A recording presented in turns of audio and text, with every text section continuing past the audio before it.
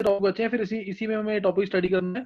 Nuclear chemistry भी मैं कराऊंगा इसी के अंदर, न्यूक्लियर केमिस्ट्री भी इसी के अंदर कराऊंगा, ध्यान रखना चीज का, सही ना। न्यूक्लियर केमिस्ट्री टॉपिक रह रहा है, बस बोर्ड के लिए नहीं है वो, वैसे इंपॉर्टेंट है, तो नोट करना है इसमें। टॉपिक जो हमें स्टडी करना है आज, टॉपिक जो है वो है मेथड्स टू फाइंड,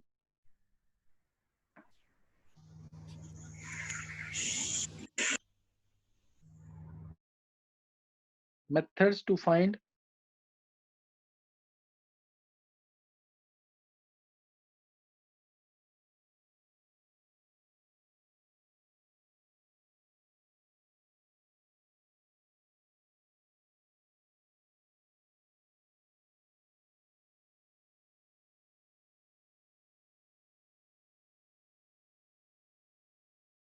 इसमें लिखेंगे अगर पहला case, if reaction is of first order, if reaction is of first order, अगर फर्स्ट ऑर्डर की रिएक्शन है तो रेट इक्वल टू क्या होगा, के इंटू कंसंट्रेशन कह लो या के into concentration of A. Second case,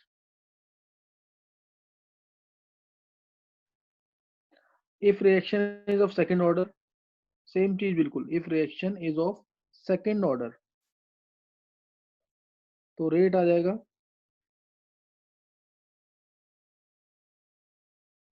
के ए स्क्वायर का। और थर्ड मैंने प्लॉट किया, ऐसे ही ले लेते हैं, अगर रिएक्शन थर्ड ऑर्डर की है, if reaction is of third order then rate is equal to आ जाएगा के ए का क्यूब। कैसे प्लॉट कर लिए, उसके बाद चेक करेंगे, सबके ग्राफ बनाएंगे, इन सबके ग्राफ बना के देखेंगे। जैसे मैंने रेट वर्सेस, ध्यान देना, अब 3 ग्राफ बनाए हैं, रेट के ग्राफ बना के देखेंगे सारे, रेट वर्सेस एक ग्राफ बनाया, रेट वर्सेस एक ग्राफ बनाया, ये आ गया सपोज इस तरीके से। ऐसे ही रेट वर्सेस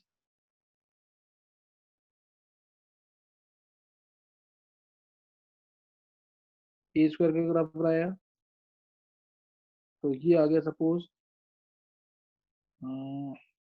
चलो ये आ गया ऐसे। रेट वर्सेस ए क्यूब का ग्राफ बनाया, तो ये आ गया से। आप बोला कि कौन से ऑर्डर की रिएक्शन है, आप इसमें बोलेंगे कौन से ऑर्डर की रिएक्शन है, what is the order of this reaction.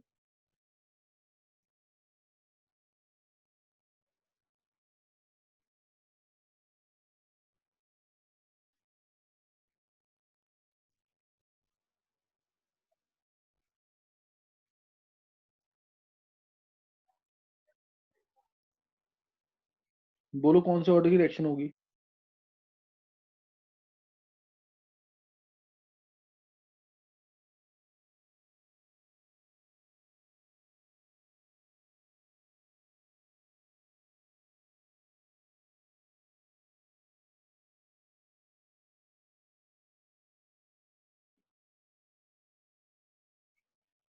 कौन से ऑर्डर की रिएक्शन होगी ये,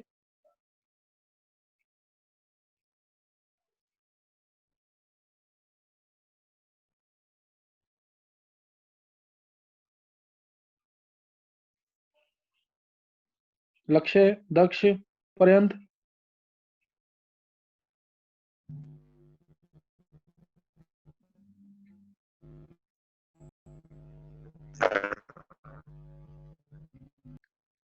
कौन से ऑर्डर की रिएक्शन होगी ये।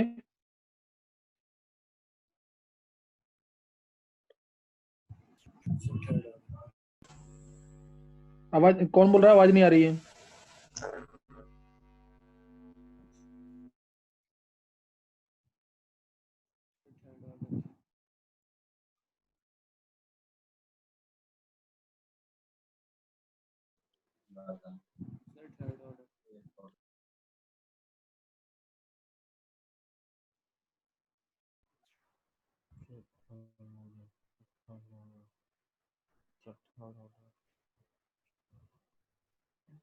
बोलो कौन से ऑर्डर की रिएक्शन होगी ये, थर्ड ऑर्डर। ग्राफिकल, हाँ थर्ड ऑर्डर। किसने बोला ये? दक्ष। Yes sir. हाँ सही है। ये सबको क्लियर हो गया? Direction will be of third order. Direction कौन से ऑर्डर की? थर्ड ऑर्डर की। मैंने ग्राफ बनाया रेट वर्सेस ए का, ठीक है, रेट वर्सेस ए का ग्राफ बनाया, रेट वर्सेस ए स्क्वायर का ग्राफ बनाया, रेट वर्सेस ए क्यूब का ग्राफ बनाया। तीनों केस में आनी चाहिए थी स्ट्रेट लाइन। तीनों केस में स्ट्रेट लाइन आ नहीं सकती, क्यों? क्योंकि एक ही डायरेक्शन तीन चार ऑर्डर की इकट्ठे तो हो नहीं सकती। तो जिस केस में स्ट्रेट लाइन आ जाएगी वो ऑर्डर ऑफ डायरेक्शन होगा। जिस केस में स्ट्रेट लाइन आ जाएगी वो ऑर्डर ऑफ डायरेक्शन होगा। तो स्ट्रेट लाइन किस में आई है? इस केस में आई है, देयरफॉर ऑर्डर इज 3। समझ आया कि नहीं? है ऑब्जेक्टिव में क्वेश्चन आ सकते हैं कि कौन से ऑर्डर की डायरेक्शन होगी। Rate directly proportional to a cube आ रहा है इस केस में, और ये इसी में है, तो therefore it is third order direction. Clear हो गई बात कि नहीं? अगर मैं तुमसे कहूँ, ये ध्यान देना, एक क्वेश्चन और ले लेते हैं इसी टाइप का। सपोज मैंने तुम्हें बोला रेट वर्सेस से सी की पावर एन है, ग्राफ आया ऐसा, रेट वर्सेस सी की पावर एन है, या एन की जगह एम और एन ले लेते हैं सपोज, एम और यहाँ एन। ग्राफ आया इसका ऐसा, तो तुमसे बोला कि कौन सा एम एम प्लस या एम और एन की वैल्यू क्या है, एम क्या है और एन क्या है, एम और एन की वैल्यू क्या है?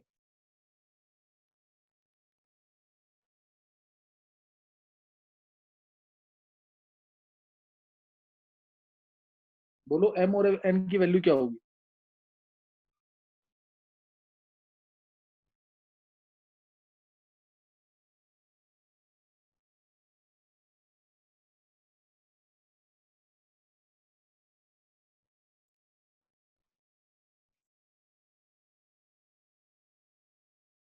बोलो जल्दी, एम और एन की वैल्यू क्या होंगी?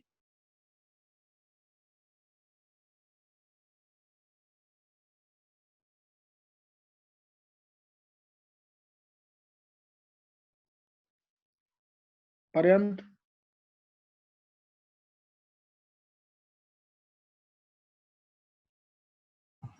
मतलब सिर्फ न्यूमेरिकल वैल्यू बतानी है? हाँ कोई न्यूमेरिकल वैल्यू बतानी है? हाँ, एक न्यूमेरिकल वैल्यू, जैसे एम होता है 4 5 3 2 1 हाफ, कुछ भी। ये तुम्हें देखते ही आंसर बोलना चाहिए था, इसका तो कुछ ज्यादा है नहीं, कुछ क्वेश्चन नहीं ऑर्डर दिया दे हुआ। रखा है रिएक्शन का? हाँ नहीं, रेट वर्सेस इसका ग्राफ तेरे को बोल दिया मैंने, ये ग्राफ है इसका, तो इसमें एम की वैल्यू क्या होगी? किसका ग्राफ बन सकता है ऐसा?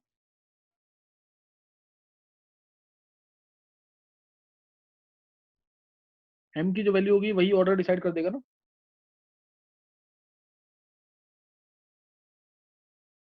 एक मिनट रुको, यहाँ पे थोड़ा सा, अच्छा एक मिनट, हाँ ये इसमें थोड़ा चेंज आएगा, एक मिनट रुको। ये एम हटा दो, यहाँ से एन हटा दो। इसमें ऑर्डर क्या होगा? इस वाले में ऑर्डर क्या होगा, ये क्वेश्चन, और इसमें ऑर्डर क्या होगा? अभी सही है क्वेश्चन? दक्ष, अब क्वेश्चन सही है क्या? Yes sir. ऑर्डर क्या होगा ये बताना दोनों में।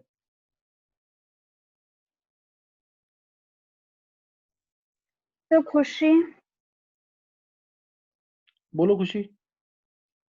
Sir, m is equals to 1, n is equals to 0। चलो सही, और कौन बताएगा? सर पहले वाले में m is equal to 2। हम्म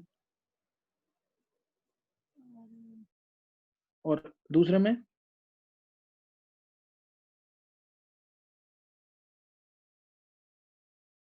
ये किसने बोला आंसर अभी? श्रेया? Yes sir. अच्छा,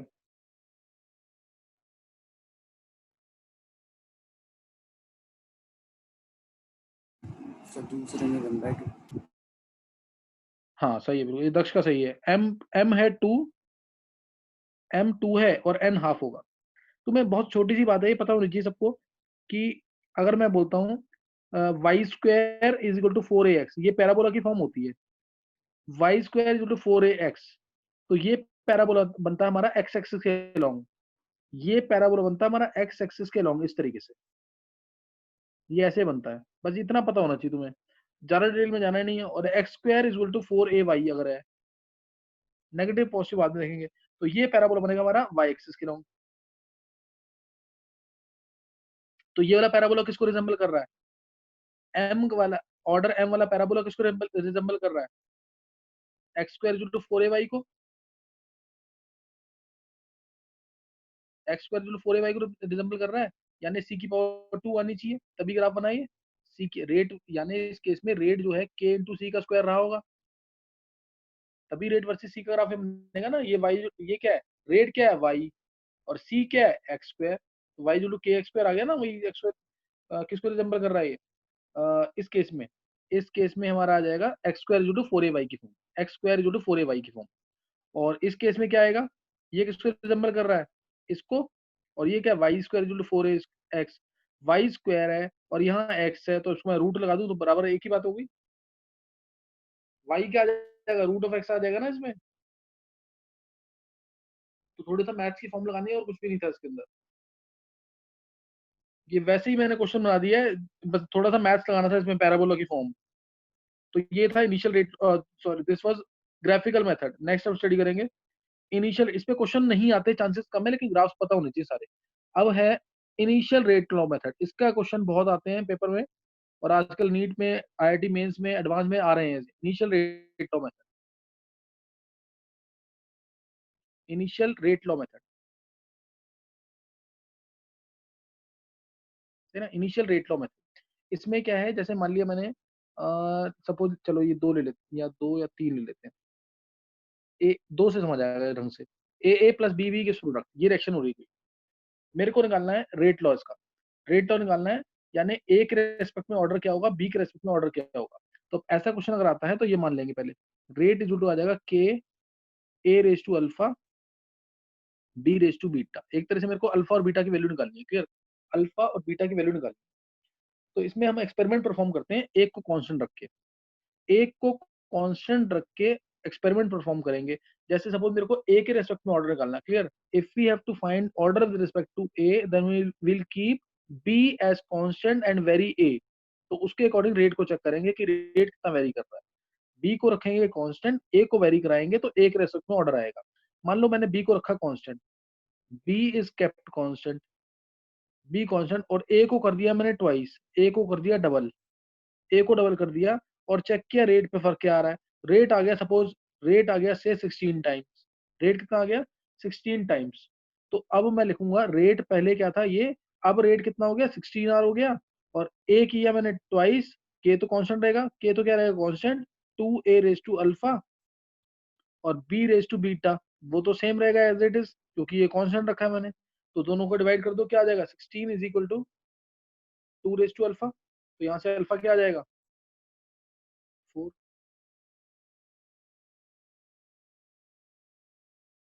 सही ना? अल्फा क्या आ जाएगा? 4।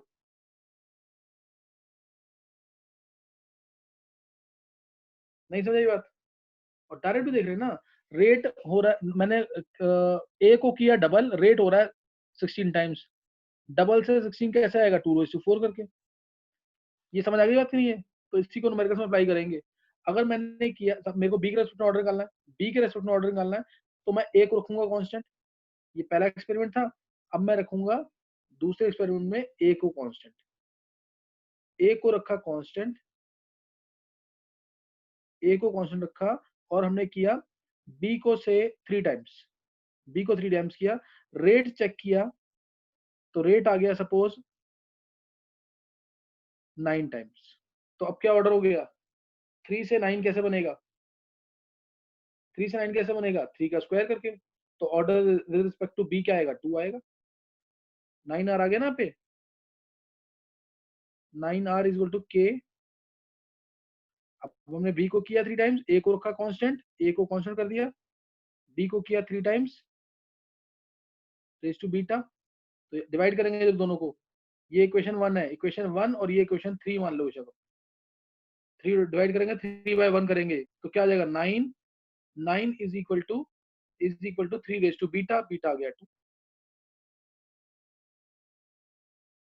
मान लो मैंने रेट को किया 7 टाइम्स, ओ सॉरी बी को किया 7 टाइम्स, बी को किया 7 टाइम्स और रेट पे कोई फर्क नहीं पड़ा, बी को किया 7 टाइम्स और रेट पे कोई फर्क नहीं पड़ा, यानी order with respect to B is 0, यानी order with respect to B is 0। समझ आया कि नहीं? है इनिशियल रेट लॉ मेथड समझ आ गया? Yes, initial rate law method समझ आ Yes, गया? sir. हाँ, तो ये initial rate law method, this was, अभी न्यूमेरिकल्स करने हैं, इसके न्यूमेरिकल्स बहुत आते हैं, तो ये इनिशियल रेट लॉ मेथड है। अभी मैं कुछ क्वेश्चन दूंगा जिसमें न्यूमेरिकल्स करेंगे इसके। अच्छा, नेक्स्ट अब है नेक्स्ट अब था थर्ड, वो हम कर चुके हैं, integrated rate law method, third method, ये तो हम बहुत डिटेल में पढ़ चुके हैं। इंटीग्रेटेड रेट लॉ मेथड, सबको ध्यान है, अगर फर्स्ट ऑर्डर की क्वेश्चन है तो इंटीग्रेटेड रेट लॉ मेथड में के की वैल्यू क्या आई थी, जीरो ऑर्डर में x by t, first order है, जीरो ऑर्डर में आया था, फर्स्ट ऑर्डर में के की वैल्यू आई थी 2.303 by t log of a upon में a minus x, second order में वैल्यू क्या आई थी, k is equal to 1 by t 1 by a minus x 1 by a minus x minus 1 by a, ये सेकंड ऑर्डर में आई थी। Third order में ऐसी क्या आई थी value, 1 bye 2t 1 by a minus, याद है ना मैंने दिखा रखा है बहुत बार, एक्स का स्क्वायर माइनस 1 बाय ए का स्क्वायर। एनथ ऑर्डर में क्या आएगी वैल्यू ऐसी, एनथ ऑर्डर में पहले भी बताया हुआ मैंने ये, एनथ ऑर्डर में वैल्यू क्या आ जाएगी, निकाल लोगे ना इसमें, k equal to 1 by n minus 1 t 1 by a minus x की power n minus 1 1 minus 1 by a n minus 1 आ जाएगी पावर। तो ये इस तरह से निकाल लेंगे। तो ये है integrated rate law method, third method जो है to find rate law, rate constant and order of reaction, ये है इंटीग्रेटेड रेट लॉ मेथड जो हमने सॉल्व किया था, इंटीग्रेट करके निकाला था। और नेक्स्ट अब है fourth method is half life method, इससे भी तुमने ऑर्डर निकाला था, ये भी कर लिया न्यूमेरिकल्स इसके। Half life method, half life method के भी न्यूमेरिकल्स हम कर चुके हैं। हाफ लाइफ मेथड में क्या आया था, t half inversely proportional to A raise to n minus 1, मैंने बताया था ये पूरा। जैसे हमने क्या लिया, जीरो ऑर्डर रिएक्शन, तो t half proportional to a, क्या आया था एक्चुअल में, a by 2k। First order reaction, तो t half proportional to independent of a raise to 0। Second order reaction, तो t half a raise to minus 1। In general क्या आ गया, t half inversely proportional to A raise to n minus 1, t half inversely proportional to A raise to n minus 1, ये आ गया, सही ना। तो log की फॉर्म में भी कर सकते हैं, कई बार लॉग की फॉर्म में पूछ लेते हैं, ये मैंने इसके न्यूमेरिकल्स भी कराए हुए हैं बहुत सारे, इसके न्यूमेरिकल्स कराए हुए हैं डिफरेंट डिफरेंट तरीके से कैसे करते हैं। तो ये हाफ लाइफ मेथड कर चुके हैं। फोर्थ मेथड है, पहला मेथड ग्राफिकल मेथड, दूसरा method initial rate law method, तीसरा method integrated rate law method, चौथा method half life method, fifth method is Ostwald's isolation method, Ostwald's isolation method, ये भी हम कर चुके हैं, स्यूडो फर्स्ट ऑर्डर रिएक्शन जो मैंने कराया था, ऑस्टवर्ड्स आइसोलेशन मेथड जो इनिशियल रेट लॉ मेथड की तरह है।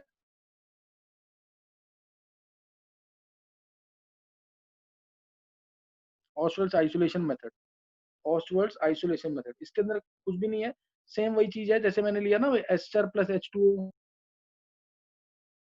Ester plus H2O gives acid plus alcohol plus alcohol, ये लिया था। इसमें हमने क्या लिया, H2O को ले लिया एक्सेस में, H2O को ले लिया एक्सेस में, ध्यान है कि नहीं है, एस्टर प्लस H2O, ये अगर मैंने ले लिया सपोज 0.01 मोलर, ये ले लिया 10 मोलर, ये 10 मोलर ले लिया, तो ये तो पूरा खत्म हो जाएगा, ये पूरा खत्म हो गया, तो ये कितना आया 9.99 आ जाएगा, ये कितना आ गया 9.99 मोलर, 10 मोलर था 0.01 मोलर था। एक कंसंट्रेशन, किसी एक का कंसंट्रेशन हम क्या मानते हैं, बहुत ज्यादा एक्सेस में, बहुत ज्यादा एक्सेस में, ताकि उसके कंसंट्रेशन में ज्यादा वेरिएशन ना आए, अगर ये एक का कंसंट्रेशन पूरा कंप्लीटली डिमिनिश हो जाता तो भी, तो इसलिए हम इसको क्या मानेंगे, कांस्टेंट।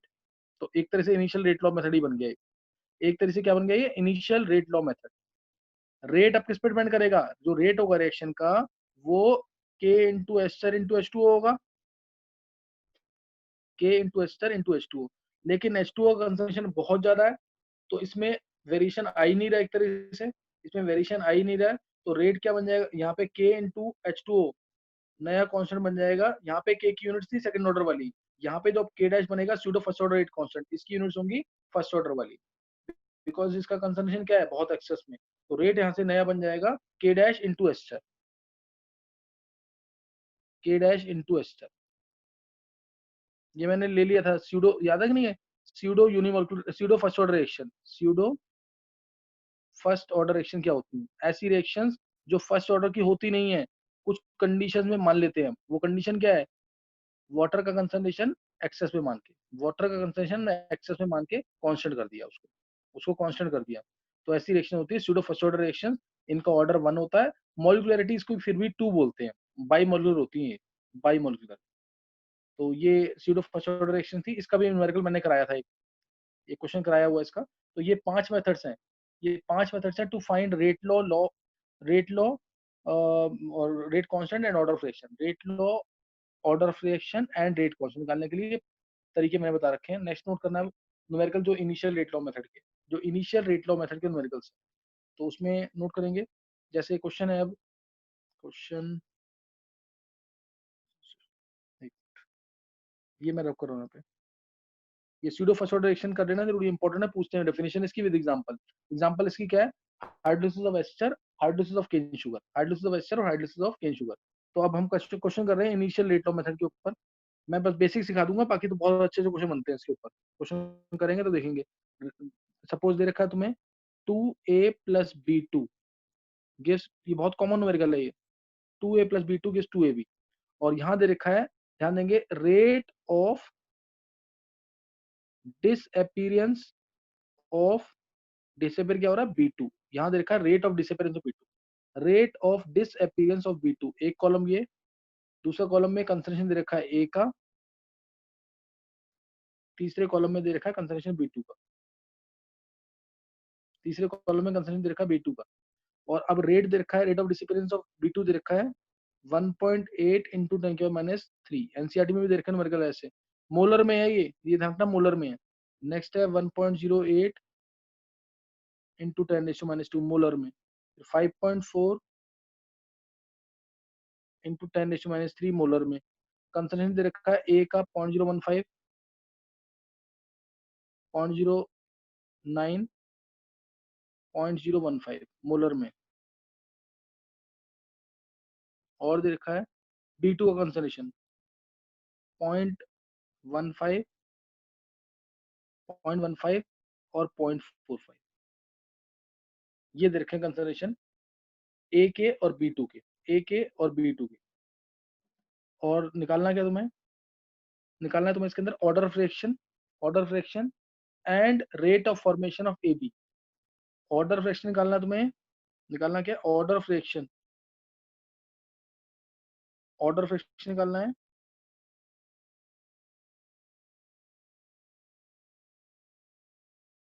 ऑर्डर ऑफ रिएक्शन निकालना है and rate of formation of AB,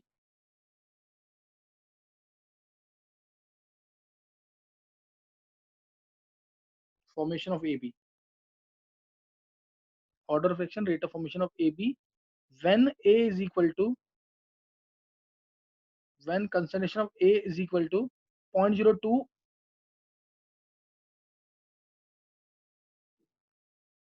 and B2 is equal to 0.04,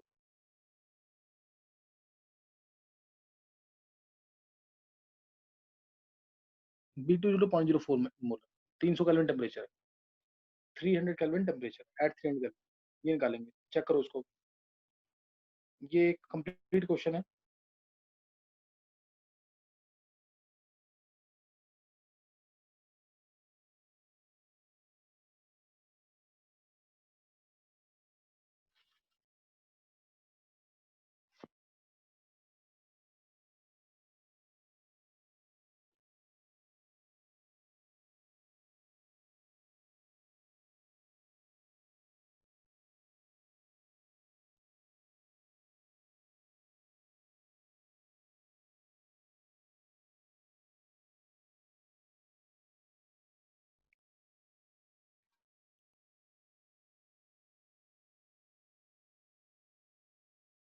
sir second वाले में -2 है ना,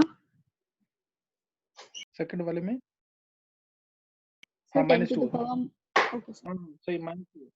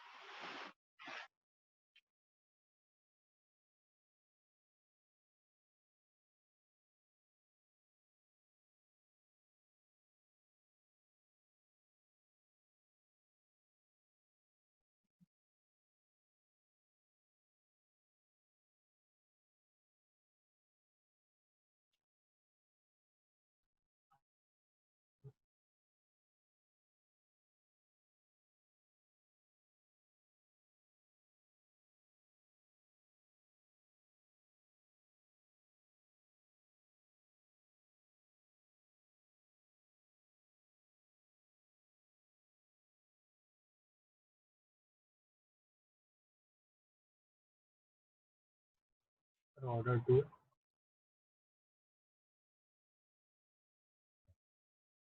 ऑर्डर तो 2 आ रहा है। जोर से बोलो, ऑर्डर थोड़ा 2 आवाज नहीं आ रही है। ऑर्डर 2 आ रहा है, कैसे बोला ऑर्डर ये? 2 है, ऑर्डर 2 ऊपर है। 2 और वो निकालिए rate of formation of AB. फिर भी बस सॉल्व कर रहा हूँ, बता दूं। अच्छा,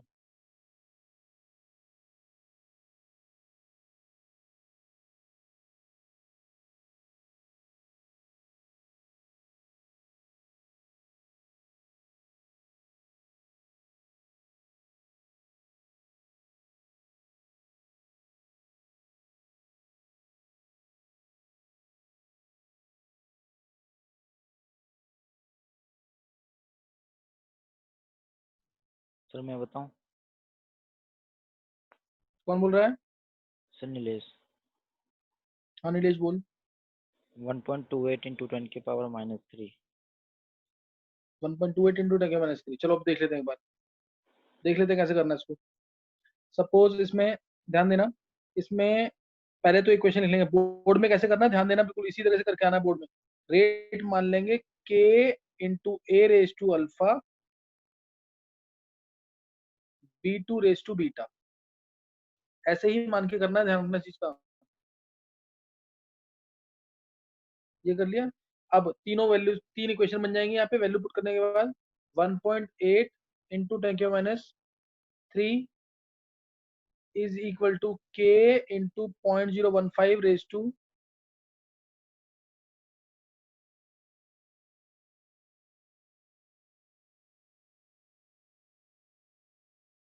0.015 raise to alpha 0.015 raise to beta, ये आ जाएगा। और दूसरा 1.08, इसको मैं 10.8 लिख रहा हूँ। 10.8 into 10⁻³ 10.8 into 10⁻³ is equal to k 0.09 raise to alpha और 0.15 रेस टू बीटा। तीसरी equation 5.4 into 10⁻³ k 0.015 raise to alpha और 0.45 रेस टू बीटा। वैसे तो तुम किसी को भी डिवाइड कर सकते हो, लेकिन ट्राई ये करना है कि जो जो वैल्यूज कैंसिल हो रही हैं उनको डिवाइड करना, जो वैल्यूज कैंसिल हो रही हैं उनको डिवाइड करना। तो कैंसिल कौन कौन से हो रहे हैं चेक करो, कैंसिल कौन कौन से हो रहे हैं। एक मिनट, हाँ एक मिनट, एक minute.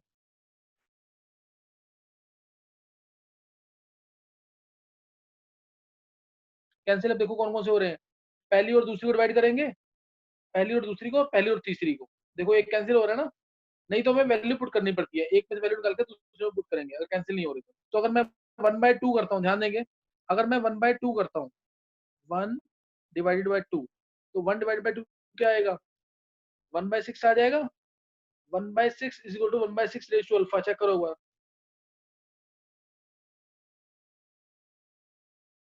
1/6 into 1/6 raise to alpha, alpha आ गया 1। ऐसे ही 1/3 करेंगे अगर, 1/3 नहीं तो तुम अल्फा की वैल्यू 1 पुट भी कर सकते हो हर इक्वेशन में। अब हर एक इक्वेशन में पुट भी कर सकते हो। तो 1/3 करेंगे तो हमारा आ जाएगा बीटा वाला, बीटा वाला नहीं, अल्फा वाला पार्ट कैंसिल हो जाएगा। 1/3 raise to beta is equal to 1/3।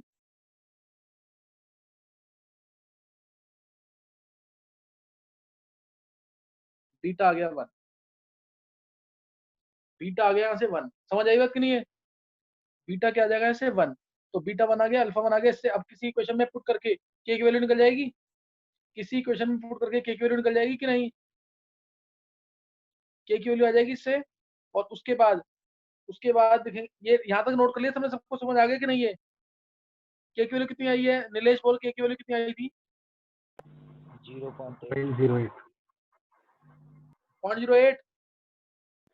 0.8 के की वैल्यू आ गई 0.8।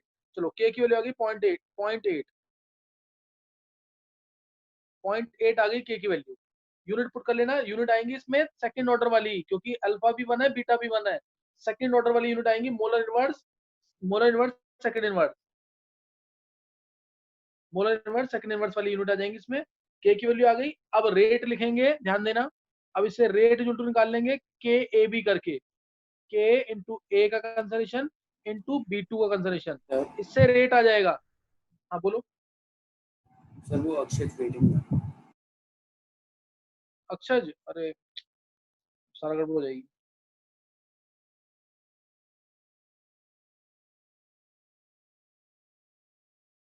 इसमें दोनों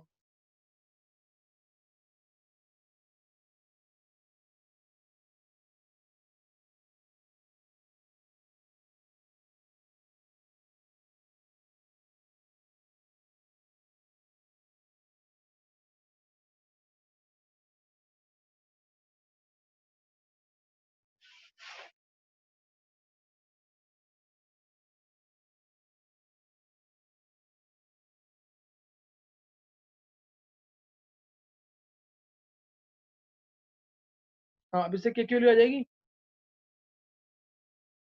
देखो एक बार के की वैल्यू आ जाएगी, इससे के की वैल्यू आ गई। अब इससे रेट आ जाएगा।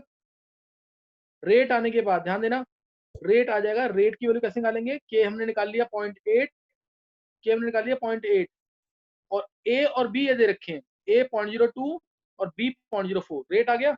अब रेट को लिख देना 1/2 डी/dt ऑफ ए बी। फिर उससे रेट जो भी आंसर आएगा उसको इंटू 2 करना है, क्योंकि हमें निकालना है rate of formation of A B. Rate हमारा निकल गया है, हमें निकालना है rate of formation of A B. Rate हमारा निकल गया है, हमें निकालना है rate of formation of A B. समझ गए कि नहीं है? नहीं, रेट निकल गया है, हमें निकालना है rate of formation of A B. तो उसमें डाउट नहीं रहना चाहिए किसी को। समझ आ गया सबको कि नहीं है? ये करके देखना, क्वेश्चन अच्छा क्वेश्चन है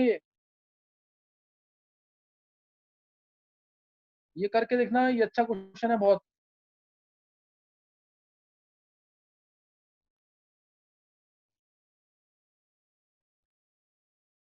चलो ये कर लेना, एक क्वेश्चन मैंने करा दिया, क्वेश्चन मैं करा दूंगा। और एक बार थोड़ा सा ना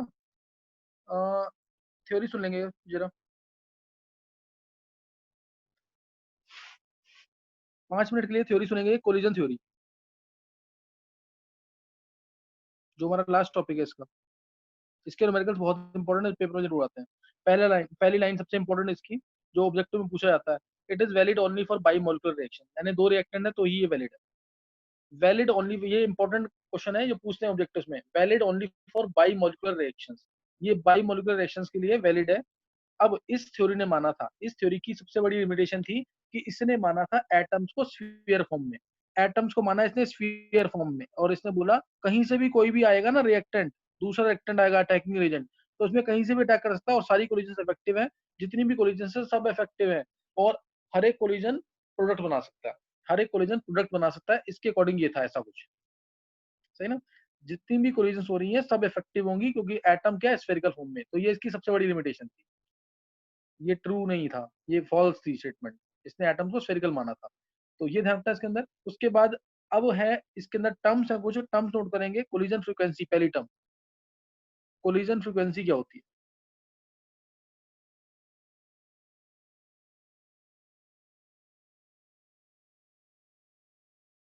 जिसको नोट करते हैं हम जेड से,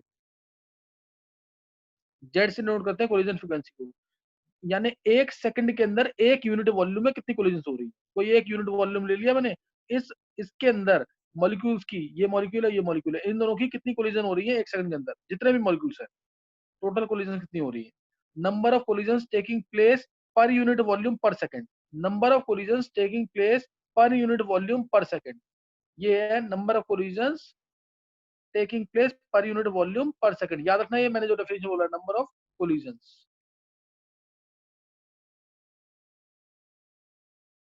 पर यूनिट वॉल्यूम पर सेकंड, या पर यूनिट टाइम, कुछ भी कह सकते हो। तो इसे बोलते हैं हम कोलिजन फ्रीक्वेंसी, डिनोट करते हैं जेड से, डिनोट करते हैं जेड से। मतलब मान लिया मैंने एक टाइम पे 1 मिलियन कोलिजन हो रही है, एक सेकंड के अंदर 1 मिलियन कोलिजन हो रही है, ऐसा मान लिया मैंने कुछ, तो ये कोलिजन फ्रीक्वेंसी है। फिर ऐसे ही एक आता है इफेक्टिव कोलिजन। इफेक्टिव कोलिजन क्या होता है?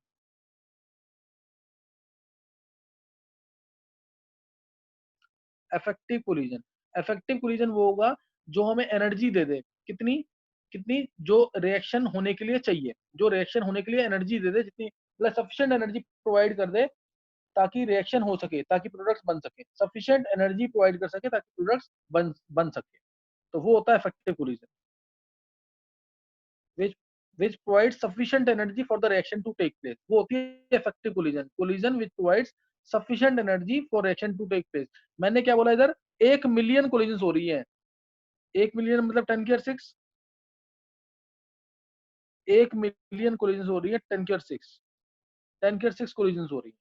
और इफेक्टिव कोलिजन जो हुई, इफेक्टिव कोलिजन हुई, मान लिया मैंने इसमें से 1000 हुई इफेक्टिव, 1000 क्या हुई इफेक्टिव, जो एनर्जी दे रही है सारी कोलिजन जो है, मान लो मेरे को 20 किलो जूल एनर्जी पहुंचानी है, सारी कोलिजन 20 किलो जूल एनर्जी नहीं पहुंचाएंगी, सारी कोलिजन 20 किलो जूल एनर्जी नहीं देंगी, कुछ कोलिजन 10 देगी, कुछ 15 देगी। मैंने माना कि 1000 कोलिजन जो है वो 20 किलो जूल के पास आसपास एनर्जी दे रही है, तो वो इफेक्टिव कोलिजन, वो क्या है इफेक्टिव कोलिजन।